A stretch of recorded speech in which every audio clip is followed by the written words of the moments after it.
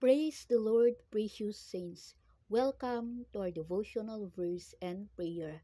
Today, our devotional verse is Matthew chapter 26, verse 41. It says, "Watch and pray so that you will not fail into the temptation. The spirit is willing, but the body is weak." This is very true, my friend, that our body is very weak. It will give us temptation not to pray, just to go to bed and sleep and relax. But my dear friend, don't even start down an evil path. In Proverbs chapter 44, verse 14 to 15, it says, "Do not let Do not set a foot on the path of the wicked, or walk into the way of the evil man. Avoid it. Do not travel on it. Turn from it and go on your way." So, my dear friend, don't let the evil give in any path in your life. Don't let sinner influence you. It's in the Bible, in Proverbs chapter 1, verse 10. It says, "My son, if sinner entice you, do not give in to them." So, my friend, let discern what kind of friends that we have surround us.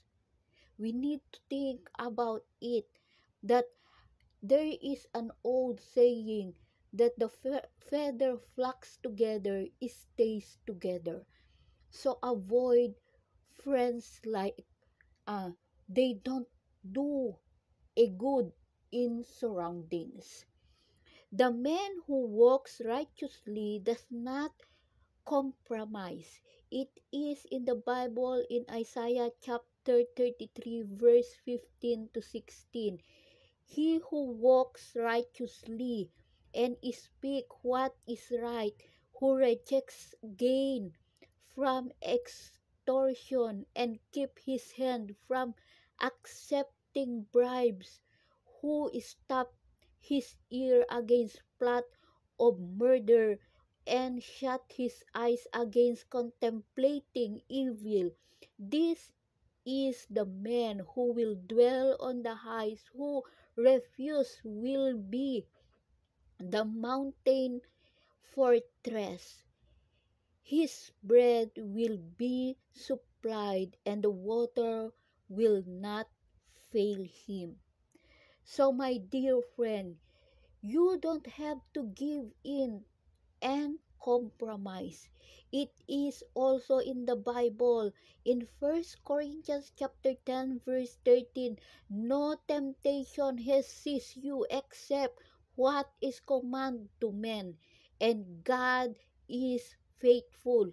He will not let you be tempted beyond what you can bear, but when you are tempted, He will also provide a way out so that you can stand up under it." So, my dear friend, don't be compromised.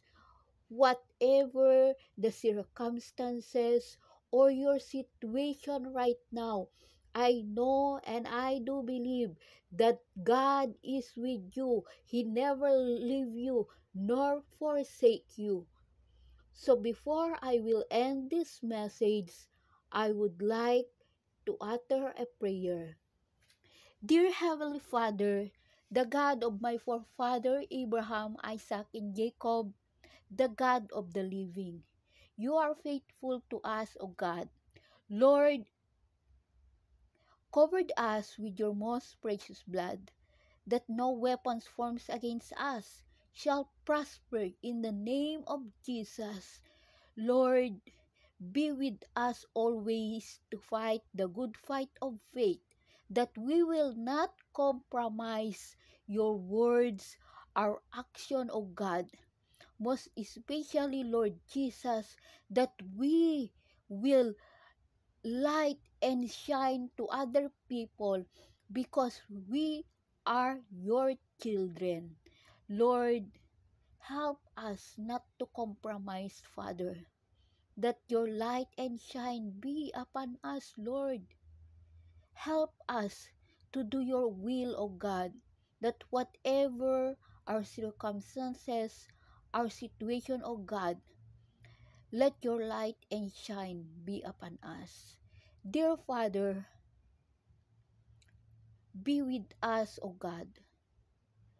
Let your guidance be upon us, that whatever we are right now, you are there with me. Guide us, O God. This is our prayer. In Jesus' name we pray. Amen and amen. Thank you, my friend. God bless you all. May the blood covering of our Lord Jesus Christ be upon you always, that no weapons formed against you shall prosper.